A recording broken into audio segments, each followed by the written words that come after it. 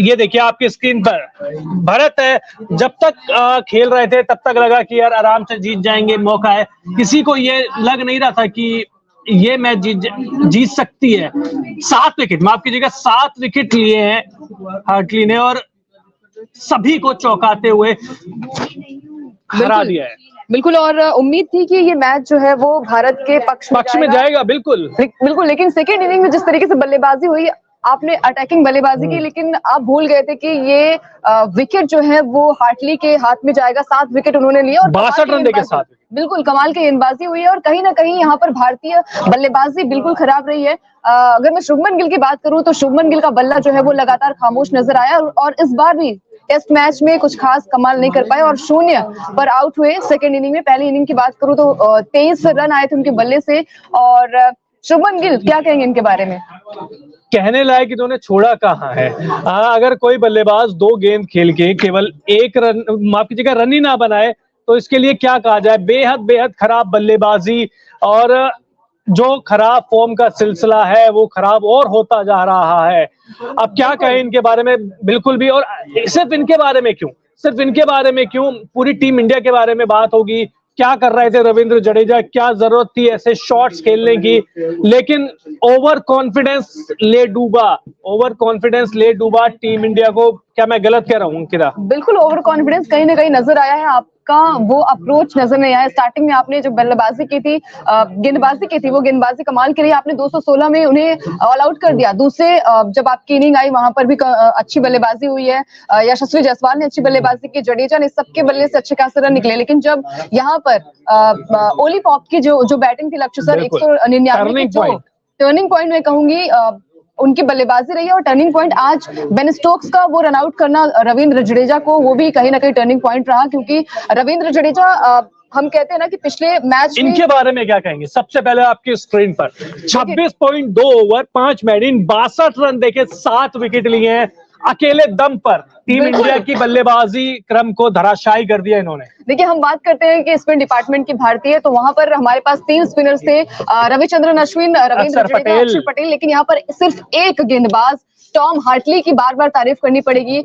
26 over दिए उन्होंने और 5 मेडन भी डाले, 62 रन दिए और 7 विकेट। इकोनॉमी देखिए इनकी 2.40 की रही है। तो कहीं ना कहीं हार्टली ने ये कहना बोलना पड़ेगा, केवल 2 खिलाड़ियों से हार गई टीम इंडिया। हार्टली की हमने बात कर ली और दूसरे ये जनाब है ओली पॉप, 196 रन इन्होंने बनाए। अगर ये 196 रन नहीं होते तो इंग्लैंड ये टेस्ट मैच काफी आसानी से और पहले हार जाता। बिल्कुल, क्योंकि 216 थे पहले इनिंग में और भारतीय बल्लेबाजी अच्छी हुई थी पहली इनिंग में। लेकिन सेकेंड इनिंग में ओली पॉप नामक एक तूफान आया और शायद वहीं से मैच का टर्निंग पॉइंट था और मैच इंग्लैंड के खेमे में चला गया। हमने देखा कि वहां कई सारे हम बार बार एक्सचेंज भी कर रहे थे कि यहाँ पर रविंद्र जडेजा बॉल करने आएंगे, अश्विन आएंगे, लेकिन किसी ने भी उनका विकेट नहीं लिया। आपके फेवरेट कप्तान साहब, क्या जल्दबाजी थी इतनी? देखिए, अप्रोच तो बहुत अच्छी थी, लेकिन वही मैं बार बार कहूंगी ना कि इनको पता होना चाहिए विराट कोहली इस टीम में नहीं है, तो इस टीम के सबसे अनुभवी खिलाड़ी है ये। बिल्कुल, और यहाँ पर रोहित शर्मा की मैं बात करूं तो कहीं ना कहीं यहाँ पर सीनियर आप खिलाड़ी हैं, आपको टेस्ट मैच खेलना है तो टेस्ट मैच के हिसाब से आपको खेलनी पड़ेगी पारी। और जब आपको पता है कि यहाँ से मैच हमारे हाथ से जा रहा है, बैकफुट पर हम नजर आ रहे हैं, तो कहीं ना कहीं उस मैच को आपको लंबी पारी में तब्दील करने की बहुत जरूरत थी। लेकिन यहाँ बात करनी पड़ेगी श्रेयस अय्यर इनके लिए तो कहा जाता है स्पिन बहुत अच्छा खेलते हैं। बिल्कुल, लेकिन आज क्या हो गया? अच्छा खेलते टॉम हार्टली की गेंद में आज कुछ कमाल था, कुछ तो था। इंडिया में शायद बिरयानी उन्होंने खा ली थी। मुझे लगता है ओवर कॉन्फिडेंस में हारी है टीम इंडिया। और जिस हिसाब से प्रदर्शन किया है, क्योंकि गेंदबाजी में इतना कोई दम कम है नहीं, लेकिन अपनी गलतियों से आ रही है और बहुत सारी सिंपल सी बात है। केएल राहुल सेट लग रहे थे, 22 रन इन्होंने बनाए 48 गेंद पे, 3 चौके इन्होंने भी लगाए। जल्दबाजी में दिखी टीम इंडिया, यही हाल कुछ अक्षर पटेल का रहा, 17 रन उन्होंने बनाए, 3 चौके इन्होंने भी लगाए। आज चौथा दिन था, कहीं भारतीय बल्लेबाजों को ये तो नहीं था कि आज 5वां दिन है जो जल्दबाजी में आगे बढ़ के शॉट खेलने थे इनको।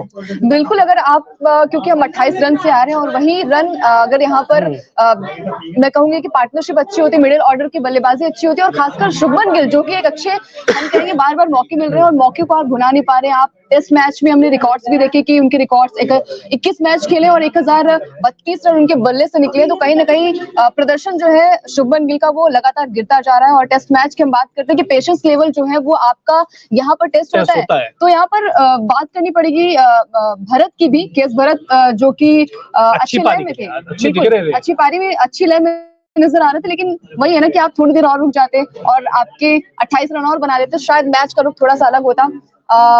सिर्फ एक ओवर बचे थे लक्ष्य सर। क्या कहें इनके बारे में, 9 विकेट लिए इस मैच में, मतलब 7 विकेट, अब 2 विकेट पहली पारी में, पहला टेस्ट मैच खेल रहे हैं।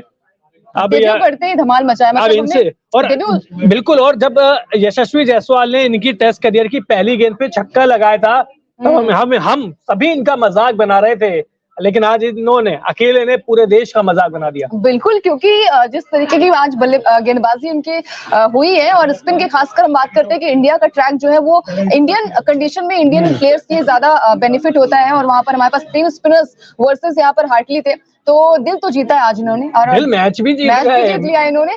और डर है अब क्योंकि सेकंड मैच जो है वो 2 से खेला जाएगा। आपको क्या लगता है कि जिस तरीके की लय में इंग्लैंड की टीम नजर आ रही है, खासकर हम कह रहे थे कि बहुत सारे प्लेयर्स जेम्स एंडरसन नहीं खेल रहे हैं और कई सारे प्लेयर्स जो है वो युवा हैं, तो कहीं से नहीं लग रहा था कि ये युवा की टीम, बल्कि यहाँ से जो ये जीत मिली है यहाँ से इनको कॉन्फिडेंस मिलेगा कि हम सीरीज भी जीत सकते हैं। इस मैच से पहले एक मैच भी जीतना मुश्किल था, लेकिन सारे खिलाड़ियों के दिमाग में या मन में एक सवाल या वो कहना कॉन्फिडेंस आ जाएगा कि अगर पहला मैच जीत सकते हैं तो ऐसे आगे और भी हम जीत सकते हैं, ये करिश्मा हम दोबारा कर सकते हैं।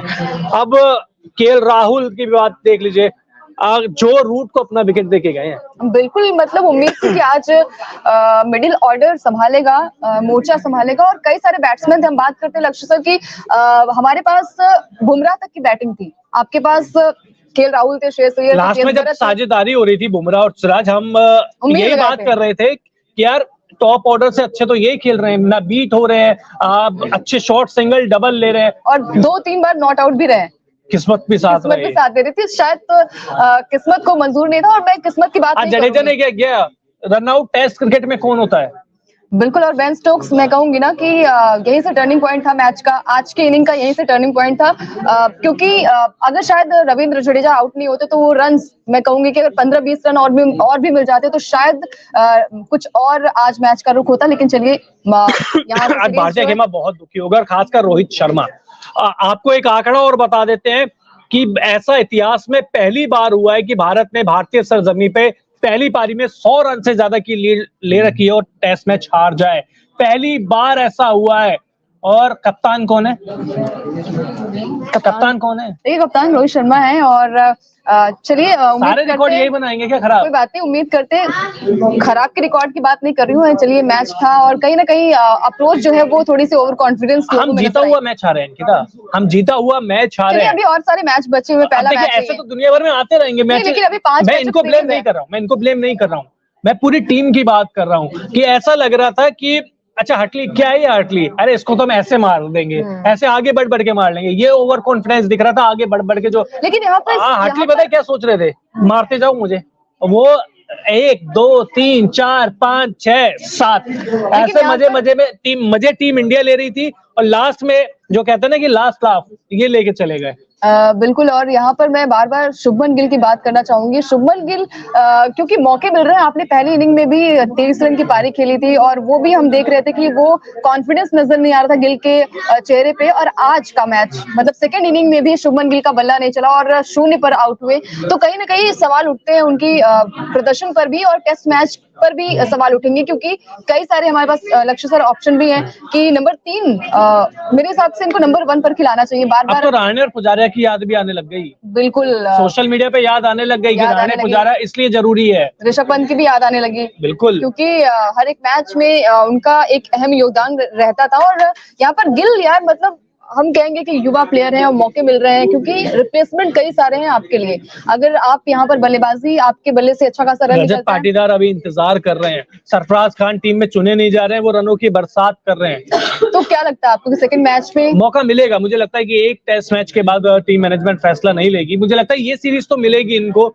और अगर बात करें इनकी। ये लॉलीपॉप। देखिए मतलब डर तो अब स्टार्टिंग में हमने भी खूब मजाक उड़ाया था 246 रन की क्योंकि पारी भारतीय जो गेंदबाज हुई भी थी। तैयारी करके आए थे, जो रूट की, बेन स्टोक्स की, बेयस्टो को आउट ऑफ सिलेबस आ गए ओली पॉप।